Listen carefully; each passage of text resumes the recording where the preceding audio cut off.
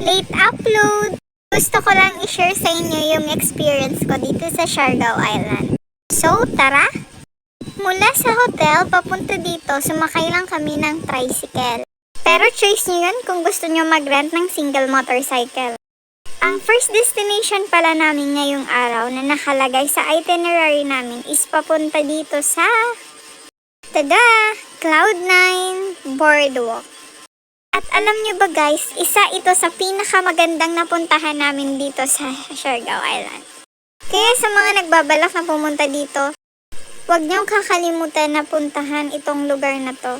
Kasi bukod sa meron silang crystal clear blue sea water, makaganda din yung beach view nila. Tara, samahan niyo ako maglakad papunta doon sa pinakadulo at sa may gitnang bahagi na ng dagat. Sabi nila mas maganda daw pumunta dito lalo na kapag gabi. Kasi itong mahabang boardwalk na to, napapalibutan siya ng madaming ilaw. Kinikilala pa daw ang Cloud9 as one of the best known as surfing spot here in Siargao Island. Halatang halata nga guys. Karamihan na nagsisurfing is mga taga-ibang bansa. At dahil tirik na tirik yung araw, naghanap muna kami ng may malamig na maiinom. Ito nga kami napunta sa Kanaway Snack Bar. At alam nyo ba kung sino may-ari nito? Si Andy Eigenman lang naman. Nag-order lang kami ng mango shake. So far, masarap naman yung shake nila dito. Ito pala yung mga ina-offer nila. Meron silang slushies, coffee, breakfast specials, at iba pa.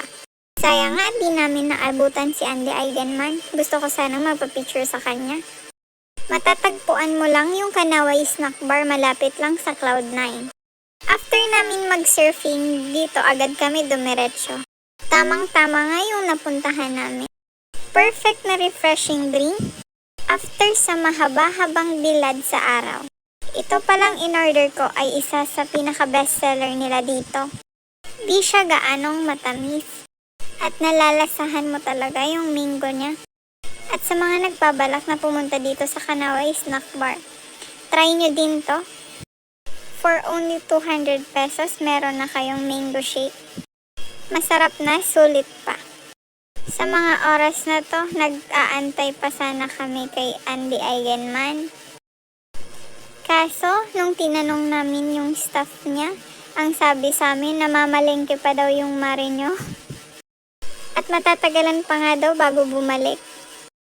Okay na yun sa akin. Ang importante, nakapunta na kami dito sa snack bar niya. O siya, salamat sa panonood.